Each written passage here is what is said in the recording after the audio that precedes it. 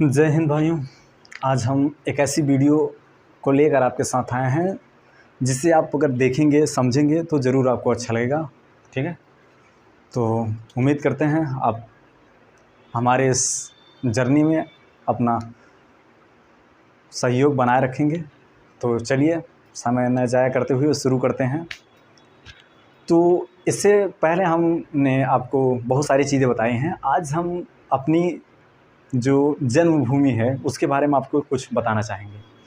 यानी कि अब उम्मीद करते हैं आप लोग गेस कर चुके होंगे कि हम क्या बताना चाहते हैं। तो आज हम अपने जो हमारा ज़िला है जो कि सिराज-ए-हिंद के नाम से जाना जाता है, उसके बारे में हम कुछ चंद शब्दों में आपके सामने उसकी पृष्ठभूमि, ऐतिहासिक पृष्ठभूमि, सांस्कृतिक कला और वास्तुकला, इन सब चीज़ों का वर्णन आपके सामने करना चाहेंगे छोटे समय के लिए। तो चलिए शुरू करते हैं। सबसे पहले तो जौनपुर ये रहा जौनपुर, जो कि हमारा भारत हमारा देश है, उसमें एक राज्य है उत्तर प्रदेश का एक ज़िला है जौनपुर, जिसे इतिहास में क्या कहा गया, सिराज-ए-हिंद कहा जाता था, जिसे इतिहास में सिराज-ए-हिंद के नाम से जाना जाता था। अब आपके दिमाग में आ रहा होगा कि ये सिराज-ए-हिंद क्या है। सिराज-ए-हिंद, समझिए बात को, सिराज-ए-हिंद इसलिए कहा गया क्योंकि मध्यकालीन भारत में हमारा जो ये जौनपुर है, हमारा जो ज़िला है, हमारी ये जो जन्मभूमि है, ये शिक्षा के लिए सर्वोच्च मानी जाती थी।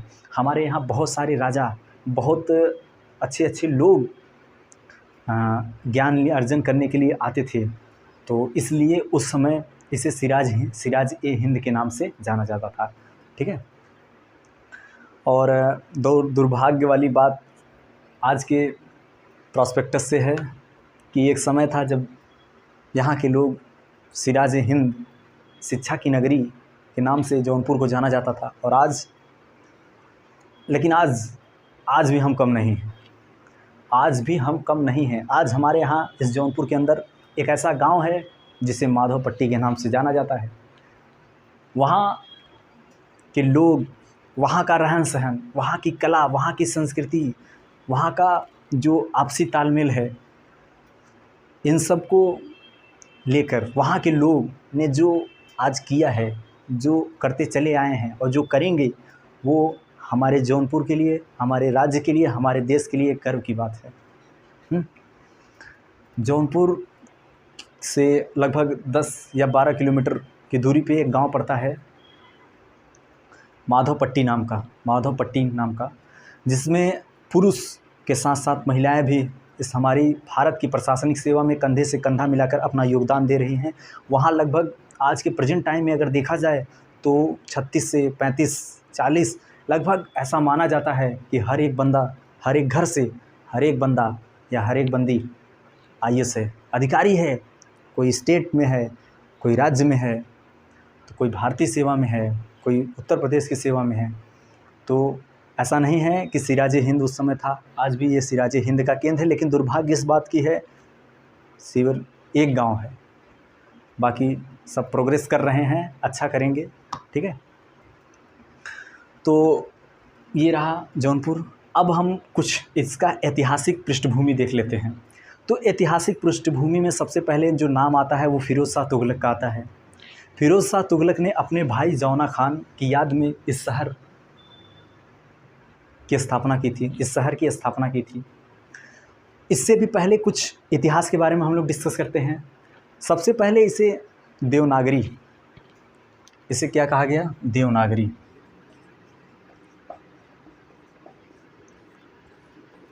देवनागरी एक ऐसी स्वतंत्र राज्य था जिस पर किसी बाहरी राजा का प्रभाव नहीं था। ये यहाँ के लोग अपनी कला, अपनी संस्कृति, अपनी विरासत, अपने स्वभाव के कारण बहुत ही फेमस थे, बहुत ही अच्छे लोग थे यहाँ के।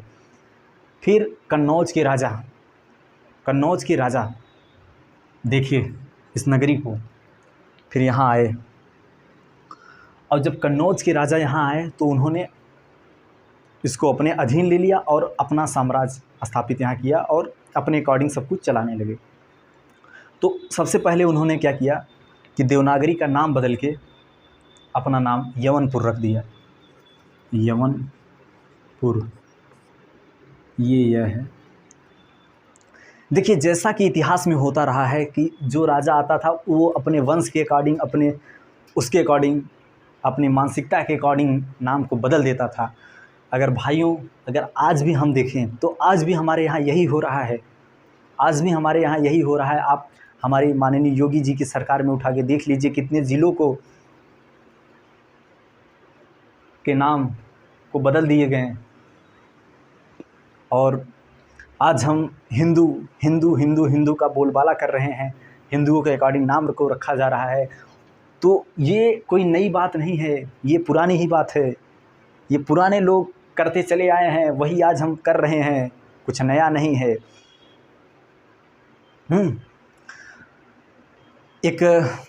चलिए उसको बाद में डिस्कस करते हैं। अभी पहले तो देवनागरी सबसे पहले था, फिर उसके बाद यहाँ कन्नौज के राजा आए, उन्होंने यवनपुर इसका नाम रख दिया।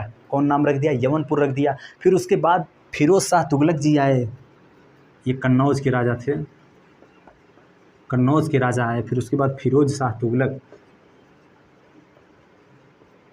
तुगलक आए, अपने भाई जौना खान यानी मोहम्मद बिन तुगलक की याद में इस शहर की स्थापना की, जौनपुर।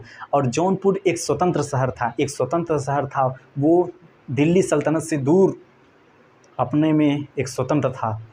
वो उसकी राजधानी खुद जौनपुर थी। तो फिरोज शाह तुगलक ने इसे अपने भाई जौना खान के मोहम्मद बिन तुगलक की याद में एक शहर स्थापित किया, वो जौनपुर था। फिरोज शाह तुगलक ने लगभग 300 शहर स्थापित किए थे, उसमें एक शहर ये भी था। अब यहाँ स्थापित तो इन्होंने कर दिए, तो लगभग 1394 से लेकर 1479 तक यहाँ एक वंश का राज हुआ जो कि सरकी वंश कहा जाता है। सरकी वंश का राज हुआ। फिरोज शाह तुगलक ने इसका स्थापना की, और वहाँ एक राजा जो कि सरकी वंश के राजा मलिक सरवर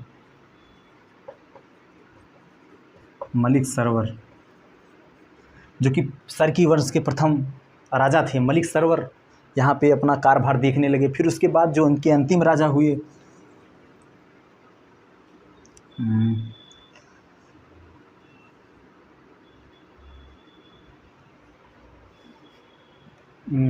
हमीन खान, इनके अंतिम राजा कौन थे यार, नाम नहीं याद आ रहा है भाई, एक मिनट।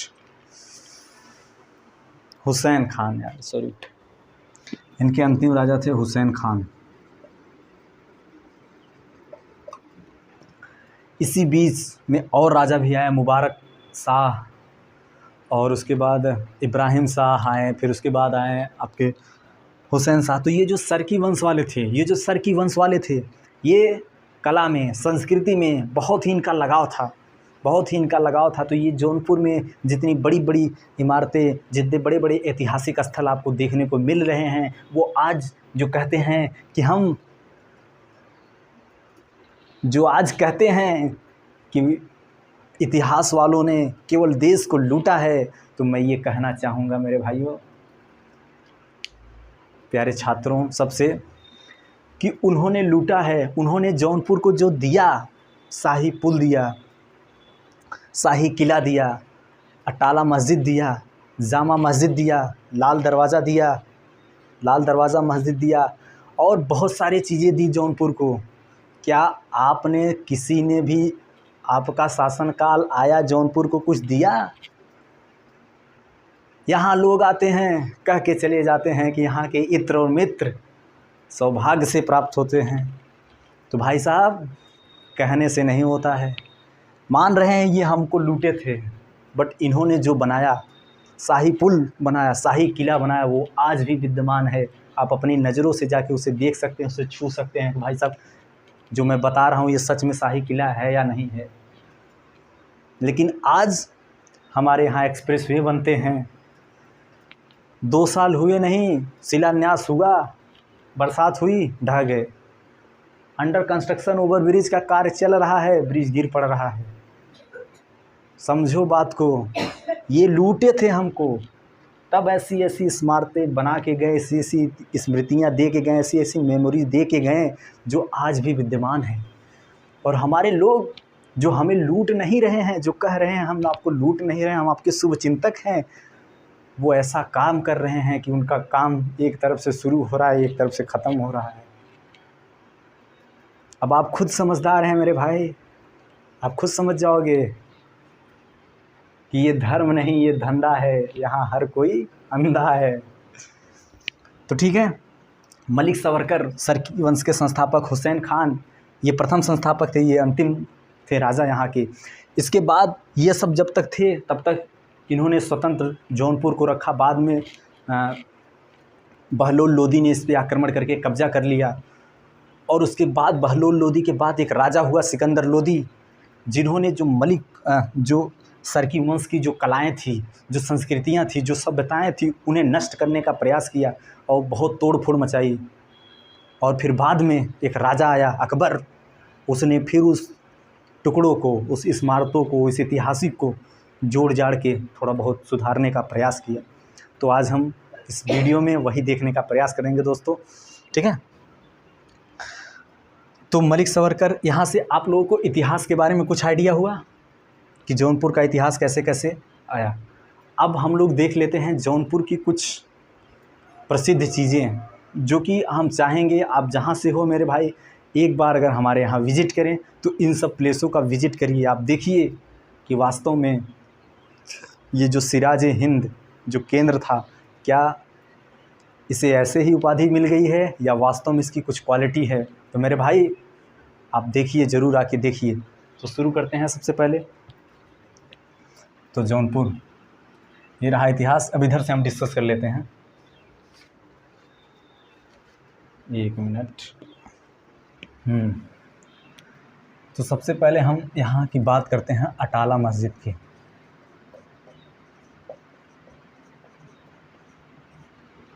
देखिए, कन्नौज के राजा जब आए थे तो ऐसा माना जाता है दोस्तों, ऐसा ऐतिहासिक प्रमाण है। ये हम हिंदू मुस्लिम की बात नहीं कर रहे हैं, ये हम फैक्ट की बात कर रहे हैं, जो हमारी गूगल, विकिपीडिया जो बताती है, जो हमारी पुस्तकें बताती हैं, उनके फैक्ट के अकॉर्डिंग बोल रहे हैं। हम यहाँ कोई पॉलिटिशियन वाली भाषा नहीं बोल रहे हैं, नहीं कि हम यहाँ हिंदू मुस्लिम वाली भाषा बोल रहे हैं।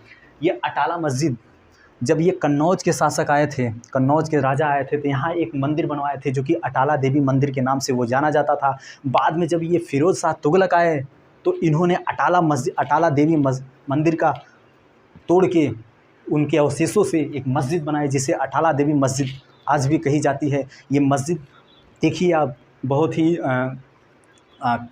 काफ़ी भव्य तरीके से बनाया हुआ है, काफ़ी अच्छी कलाओं का इसमें इस्तेमाल किया गया है, ठीक है। तो आप अटाला मस्जिद देखिए। अटाला मस्जिद का निर्माण फिरोज शाह तुगलक ने 1400 फिरोज शाह तुगलक ने करवाया था। फिरोज शाह तुगलक, लेकिन ये 1394 में है, 1393 में शुरू किया था, लेकिन इसे पूरा करवाया इब्राहिम शाह ने 1414 में। ये जो अटाला मस्जिद है, पहले अटाला देवी मंदिर हुआ करता था, इसे कन्नौज के शासकों ने बनवाया था। बाद में इसे फिरोज शाह तुगलक ने तोड़वा कर इसे अटाला देवी मस्जिद का रूप दिया, जिसे पूरा कौन करवाया था? इब्राहिम शाह ने पूरा करवाया था। फिर उसके बाद दोस्तों आते हैं जामा मस्जिद। जामा मस्जिद है, लगता है मार्कर ख़त्म हो गया। जामा मस्जिद का निर्माण जो यहाँ हुसैन खान थे, इन्होंने करवाया था। जामा मस्जिद का निर्माण दोस्तों हुसैन खान ने करवाया था। फिर उसके बाद आते हैं लाल दरवाज़ा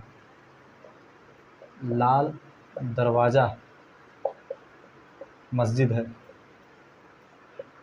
लाल दरवाज़ा मस्जिद है दोस्तों, जिसको 1440 ईस्वी में बनवाया गया था, जिसे 1440 ईस्वी में बनवाया गया था। ऐसा माना जाता है कि उस समय जो शिक्षा का प्रमुख केंद्र था वो लाल दरवाज़ा मस्जिद थी।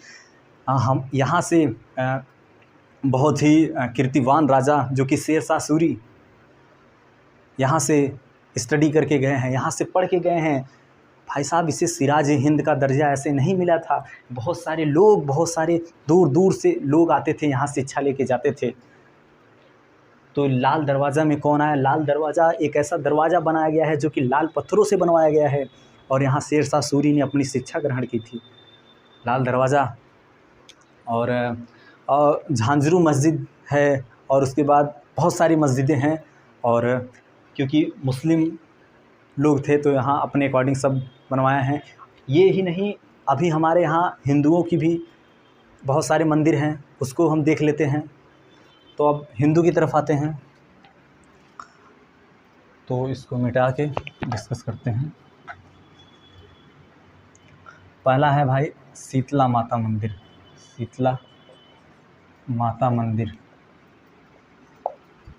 शीतला माता मंदिर जो कि चौकिया धाम से बहुत ही फेमस है। आपने हमारे यहाँ की भाषा जो है ये हिंदी है, अवधी है, तो आप जाहिर सी बात है भोजपुरी गाने सुनते होंगे, उसमें इस मंदिर का नाम आपको जिक्र में आता होगा। हमारे यहाँ बहुत सारे ऐसे गायक हैं, बहुत सारे ऐसे सिंगर हुए हैं जिन्होंने इस धाम के ऊपर बहुत ही अच्छे अच्छे गाने गाए हुए हैं। तो आपने उन गानों को सुना होगा, और हम चाहते हैं एक बार आप इस मंदिर पे विज़िट ज़रूर करें।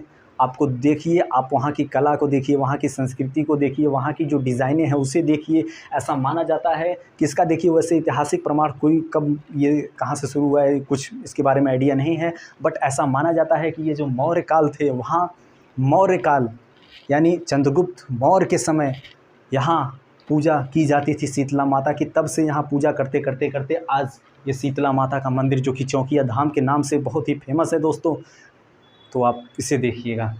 फिर उसके बाद आते हैं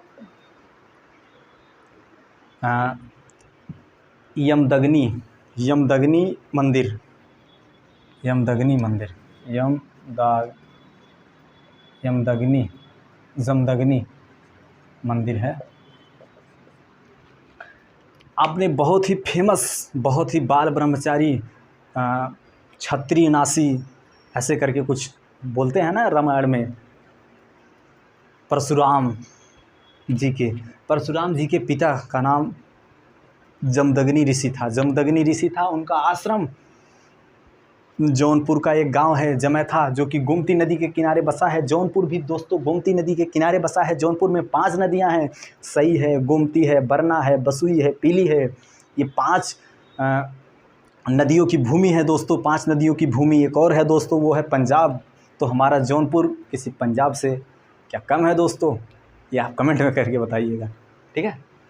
तो यमदग्नि मंदिर, जहाँ वो अपनी पत्नी यमदग्नि जी अपनी पत्नी रेणुका और अपने बेटे परशुराम के साथ रहते थे, जो कि जमैथा में है। जमैथा एक गांव है जो कि गोमती नदी के किनारे पर है। तो हमारे यहाँ के एक विधायक, माननीय, नाम नहीं लेना चाहेंगे उनका, उन्होंने रिकमेंड किया था माननीय योगी आदित्यनाथ जी से कि हमारे इस जौनपुर का नाम जो कि ऐतिहासिक है उसे बदलकर इन यमदग्निपुरम के नाम पर रखा जाए। तो ये क्या तर्कसंगत होगा दोस्तों? ये आप कमेंट में करके बताइएगा। तो यमदग्निपुरम मंदिर है यहाँ पे। और फिर उसके बाद आते हैं, एक और फेमस है रामेश्वरम मंदिर। देखिए रामेश्वरम मंदिर, ये मेरे दोस्तों शिव भगवान का मंदिर है। ये शिव भगवान का मंदिर है जो कि सई और गोमती के संगम के तट पर स्थित है। सई और गोमती के तट पर स्थित है ये शिव भगवान का मंदिर है, जो कि वहाँ लोकल भाषा में कहा जाता है राजेपुर तिरमुहानी। राजेपुर वहाँ का जगह है और तिरमुहानी नाम दिया गया उसे, जो कि संगम स्थल है किसका? सई और गोमती का। सई और गोमती का संगम स्थल कहाँ है? राजेपुर तिरमुहानी में है, जो कि सिरकोनी बाज़ार जो कि एक ब्लॉक है जौनपुर की, उससे 3 किलोमीटर दूरी पे है, और जौनपुर ज़िला मुख्यालय से 12 किलोमीटर की दूरी पे है। तो इसका ऐतिहासिक प्रमाण है दोस्तों कि कार्तिक पूर्णिमा के दिन भगवान राम जब लंका से रावण का वध करके आ रहे थे, तो उन्होंने कार्तिक पूर्णिमा के दिन इसी संगम पे, जो कि सई और गोमती का है, यहाँ स्नान किया था। इसका जिक्र वाल्मीकि जी ने रामायण में लिखा है कि सई उतर गोमती नहाए, चौथे दिन अवधपुर आए। सई उतर गोमती नहाए, चौथे दिन अवधपुर आए दोस्तों। तो इस कारण यहाँ कार्तिक पूर्णिमा के दिन हर माह मेले लगते हैं, लोग नहाने जाते हैं, और आपको भी अगर समय मिले तो कभी जाइएगा। फिर उसके बाद रामेश्वर मंदिर है, और इनके आजू बाजू 3 गांव हैं, विजयपुर, राजेपुर, उदयपुर। बहुत ही फेमस मूवी, बहुत ही फेमस फिल्म नदिया के पार इसी विजयपुर गांव की में एक सीन लिया गया है। तो दोस्तों हम चाहेंगे आप उसे ज़रूर जाके देखिए।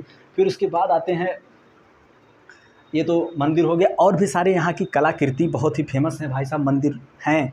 अब हम आते हैं यहाँ की एक बहुत ही फेमस जो कि मूली हुआ करती हैं, जो कि 4 से 5 फीट की हुआ करती हैं, बहुत बड़ी बड़ी।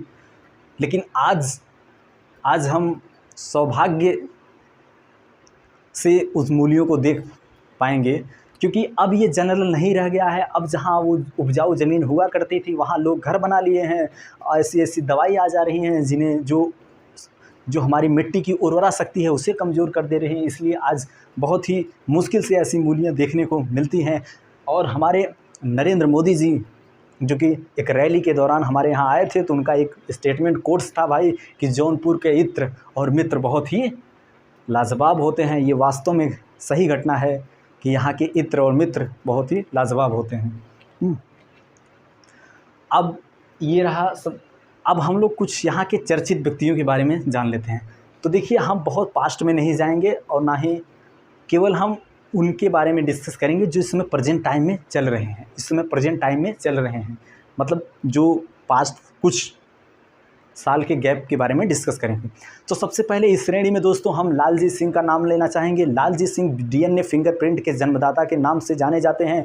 वो एक साइंटिस्ट थे बायोलॉजी में, जिन्होंने डीएनए फिंगरप्रिंट पे बहुत ज़्यादा काम किया था। उसके बाद उन्होंने BHU यूनिवर्सिटी जो कि हमारे वाराणसी डिस्ट्रिक्ट में पड़ती है, वहाँ के चांसलर रहे। उनका जन्म हमारे जौनपुर के कलवारी गाँव से हुआ था।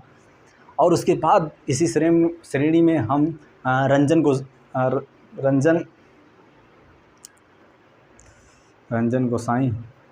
गोगाई, क्या नाम था यार उनका, नहीं सॉरी, अशोक भूषण जी को याद करते हैं। अशोक भूषण जी को याद करते हैं जो कि हमारी जौनपुर की धरती से जन्म लिए हुए हैं। हमारी जौनपुर की धरती से जन्मित अशोक भूषण जी जो कि एक सुप्रीम कोर्ट के जज हैं। इन्होंने बहुत ही अहम फैसला, बहुत ही एक ऐसा केस जो कि बाबरी मस्जिद के केस में अपने डिसीजन सुनाए थे, उनमें इनका भी योगदान था। तो ऐसी ऐसी कीर्तियाँ हमारे जौनपुर से जन्म ली हैं। और उसके बाद इसी श्रेणी में हम चलते हैं, राजा यादवेंद्र दत्त को याद करते हैं जो कि एक पॉलिटिकल लीडर थे। और उनके नाम पे एक हमारे यहाँ कॉलेज भी ऑर्गेनाइज चलता है जो कि राज कॉलेज श्री राजा यादवेंद्र दत्त कॉलेज के नाम से जाना जाता है, जो कि कॉमनली राज कॉलेज के नाम से जाना जाता है। हाँ, और फिर उसी श्रेणी में आगे चलते हैं तो हमारे यहाँ एक लीडर हुए पारसनाथ यादव जी जो कि बहुत ही गद्दावर नेता, समाजवादी के माननीय मुलायम सिंह यादव जी जो कि भूतपूर्व प्रधानमंत्री रह चुके हैं, उनके बहुत ही करीबी थे। और ऐसा माना जाता है कि उन्होंने जब अपने पॉलिटिकल कैरियर में की शुरुआत की तो जितने इलेक्शन लड़े कभी उन्होंने पीछे मुड़ के नहीं देखा। उन्होंने 7 बार विधायक बने, 2 बार सांसद, ऐसा माना जाता है दोस्तों। फिर उसके बाद आगे हम चलते हैं, श्याम सिंह यादव जी की बात करते हैं जो कि बसपा से सांसद हैं हमारे यहाँ। इसमें वर्तमान समय में वो अपनी भूतपूर्व अपनी क्या बोलते हैं, बहुत ही नॉलेजफुल पर्सन है जो कि सिविल सेवाओं में अपनी सहभागिता दे चुके हैं, कार्यरत रह चुके हैं सिविल सेवाओं में। फिर उसके बाद हम लोग आगे डिस्कस करते हैं दोस्तों राधा यादव जी के बारे में। राधा यादव जी जो कि अजोसी की हैं, अजोकी मड़ियाहू के अजोसी एक गांव है, वहां से बिलोंग करती हैं। वो अपनी एक क्रिकेटर हैं भारतीय महिला टीम में जो कि अपनी कीर्ति बिखेर रही हैं अपने कौशल की वजह से। तो ऐसा नहीं है दोस्तों कि यहाँ सिराजे हिंद की भूमि थी, है और रहेगी। हम इसे मिल के आगे ले जाएंगे दोस्तों। और उसके बाद हम डिस्कस करना चाहेंगे माननीय रवि किशन जी को जो कि एक भारतीय भोजपुरी कलाकार हैं जो फिल्मों में काफ़ी अच्छे एक्टिंग करते हैं। वो हॉलीवुड, बॉलीवुड, टॉलीवुड सभी में रह चुके हैं। और उसके बाद इस समय वो भारतीय समाजवादी पार्टी से बीजेपी से सांसद हैं। और उस समय गोरखपुर सांसद के तौर पे समाज में अपना समाज सेवा का बहुमूल्य योगदान दे रहे हैं। और बहुत सारी कृतियाँ हमारे यहाँ थी, हैं और बहुत सारी जन्म लेंगी दोस्तों। तो ये जो भूमि है सिराजे हिंद की, उसके बारे में आप जानें, समझें। और हाँ, तो अब हम लोग आर्थिक की तरफ चलते हैं दोस्तों, प्रशासनिक इकाई की तरफ चलते हैं। तो यहाँ जो सबसे बड़ा जो क्षेत्र है वो कृषि पे डिपेंड करता है दोस्तों, वो कृषि पे डिपेंड करता है। हमारे यहाँ एक सतहरिया बेल्ट है जहाँ पे कुछ थोड़ी बहुत छोटी छोटी इंडस्ट्रियाँ हैं, सीमेंट की हो गई, स्टील की होगी, ऐसी ऐसी इंडस्ट्रियाँ वहाँ पाई जाती हैं दोस्तों। और पूरा जो ज़िला है इसका एरिया जो है पूरा एरिया है 4038 स्क्वायर फीट, 3000 या 4038 स्क्वायर किलोमीटर का एरिया है दोस्तों। इसमें वर्तमान में यहाँ के जो डिस्ट्रिक्ट मजिस्ट्रेट हैं मनीष कुमार वर्मा जी हैं, और सुपरिटेंडेंट ऑफ पुलिस यानी एसपी हैं अजय कुमार साहनी जी हैं। और उसके बाद यहाँ 6 तहसीलें हैं दोस्तों, यहाँ 6 तहसीलें हैं दोस्तों।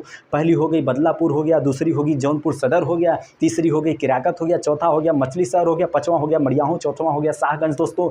फिर उसके बाद यहाँ 21 ब्लॉक है दोस्तों, यहाँ 21 ब्लॉक है, 28 पुलिस स्टेशन है और 3374 या 76 गांव है दोस्तों।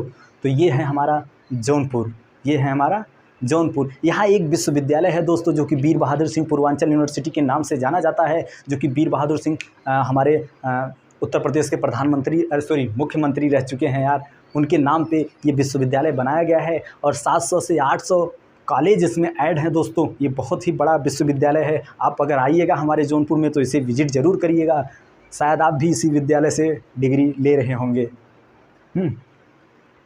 और यहाँ जनपद में जौनपुर नगर में जो कि तिलकधारी महाविद्यालय टीडी कॉलेज के नाम से जाना जाता है, बहुत ही फेमस कॉलेज है, उसको भी विजिट करिए, देखिए।